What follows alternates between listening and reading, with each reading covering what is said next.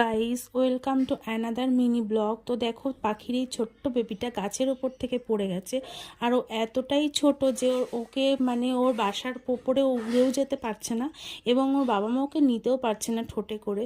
দেন আমরা কি করলাম, আমরা ওকে দেখো ড্রপার দিয়ে গ্লুকন্ডির জল এবং খাবার খাওয়াচ্ছি। বাট ও কিছুতেই ওর বাবা মার কাছে যেতে পারছে না বলে ওর বাবা মাও খুব চিৎকার করছে, ও দাঁড়াতেই পারছে না।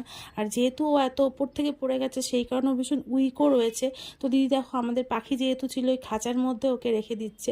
দেখো পাখিটা কি কিউট এবং ছোট্ট, কি ভালো লাগছে ওকে। ওর প্রতি না আমরা ভীষণ মায়ায় পড়ে গেছি। আর দেখো এত বড় আম গাছ যেটার ওপর থেকে পড়ে গেছে, যেই কারণে ও ভীষণভাবে উইক হয়ে রয়েছে।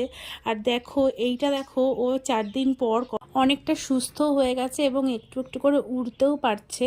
তো আমরা এই খাঁচার দরজাটা খুলে রেখেছি যে যাতে ওর বাবা মা কেউ ঢুকতে পারে এবং ওকে খাবার খাওয়াতে পারে। তো তোমাদের ভিডিওটা ভালো লাগে অবশ্যই লাইক